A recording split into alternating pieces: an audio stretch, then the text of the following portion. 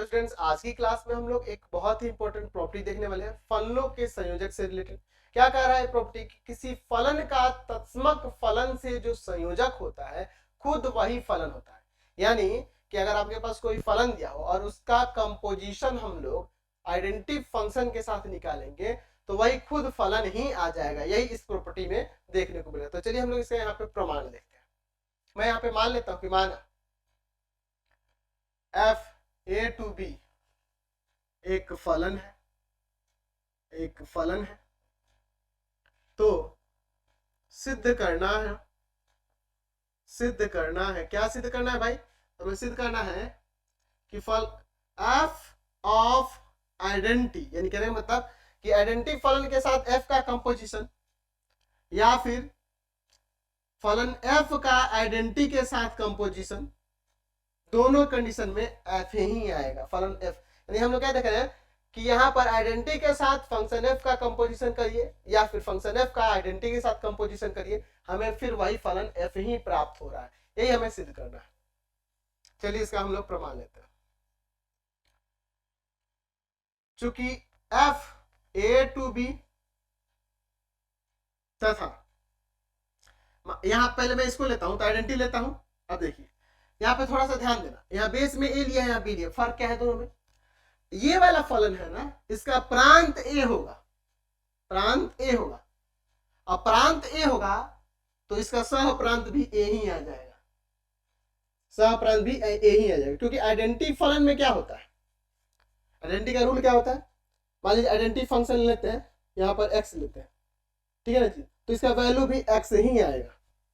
फलन में आइडेंटिटी फलन में क्या होता है कि जो रखा जाता है वही उसका वैल्यू आ जाता है, तो इसलिए प्रांत भी वही और सह प्रांत भी वही हो जाएगा। ठीक है, तो फलन है। तो अगर हम लोग इन दोनों का कंपोजिशन बात करें, आइडेंटिटी का और एफ का, तो हम लोग क्या करेंगे, इसका डोमेन और इसका कोडोमेन। और देखो ये डिफाइन भी हो सकता है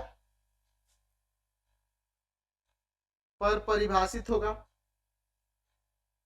क्यों परिभाषित होगा? क्योंकि हम लोग रीजन जानते हैं कि इस फलन का रेंज ए ही ना होगा जी। Range of function identity subset है डोमेन ऑफ फंक्शन एफ। ध्यान से देख लीजिए, इसका रेंज ये वाला एलिमेंट है, कोडोमेन आइडेंटिटी फंक्शन में कोडोमेन और रेंज सेम ही हो जाता है, तो ये ए जो है इसका सबसेट है, तो इसलिए डिफाइन भी है।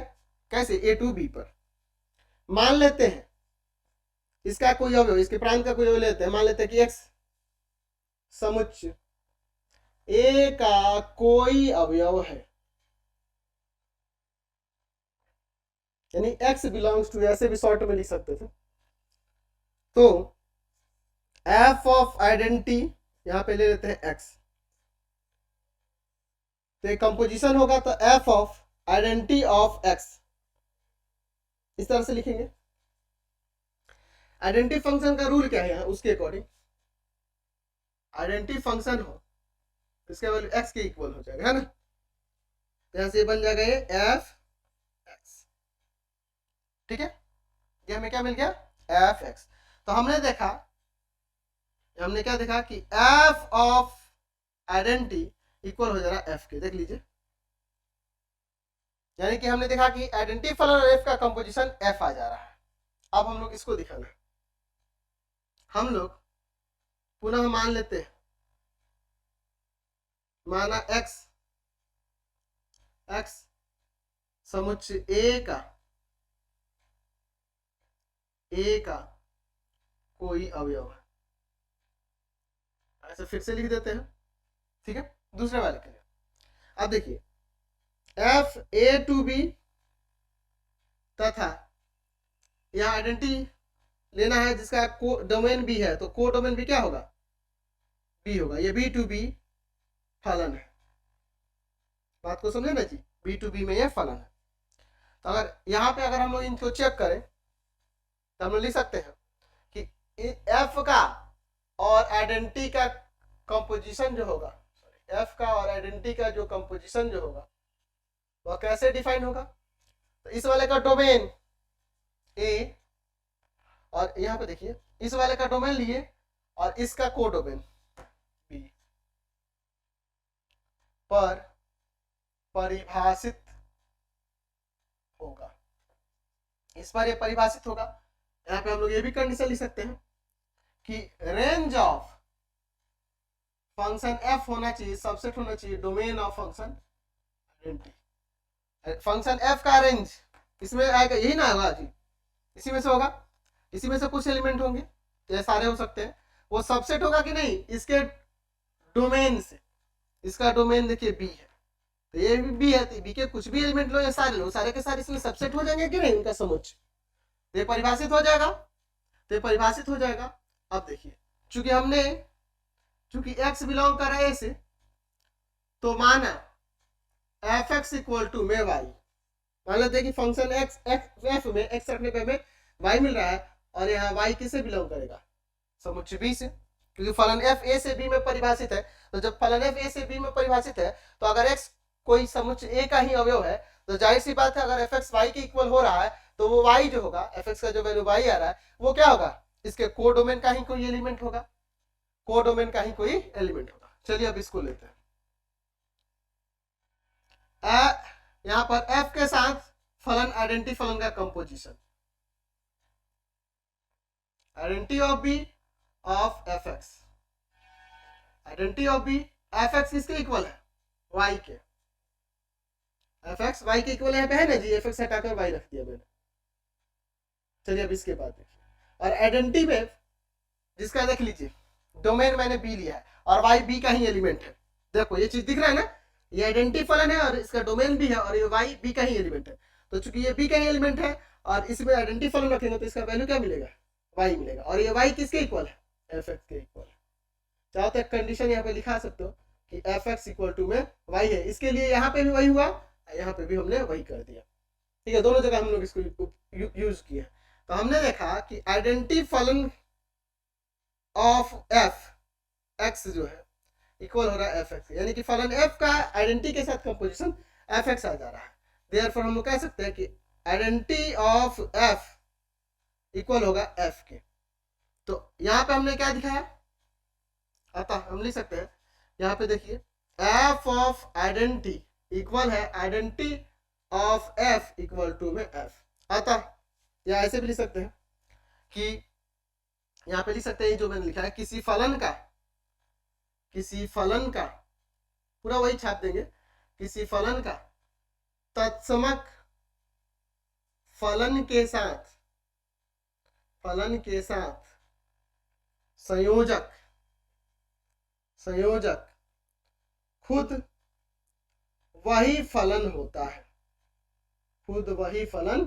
होता है, ऐसा आप यहाँ पे लिख सकते हैं। तो हमने देखा कि अगर किसी फलन का संयोजक तत्समक फलन के साथ निकालते हैं तो पुनः वही फलन आ जाता है, और ये रूल भी हम लोग पढ़े हैं, आपको याद होना चाहिए। आइडेंटिटी एलिमेंट वैसे एलिमेंट होते हैं जो संक्रिया करने पे उसके मान को नहीं बदले, है ना। बस यहाँ ये फलनों के लिए देख रहे हैं, और हम लोग जूनियर क्लास 9 से पढ़ते आ रहे हैं, हम लोग पढ़े हैं कि योग का तत्समक अवयव 0 होता है, पढ़े हैं। जैसे मान लो 2/3 परिमेय संख्या लो, 0 जोड़ो या 0 में 2/3 जोड़ो, मान में परिवर्तन आएगा, नहीं आएगा, 2/3 हमें पुनः प्राप्त होगा। जैसे कहते थे योग का तत्समक अवयव 0 होता है, फिर हम लोग कहते थे गुना का तत्समक अवयव 1 होता है, जैसे 2/3 में 1 से गुना करो या 1 में 2/3 से गुना करो, फिर वही एलिमेंट 2/3 मिलेगा।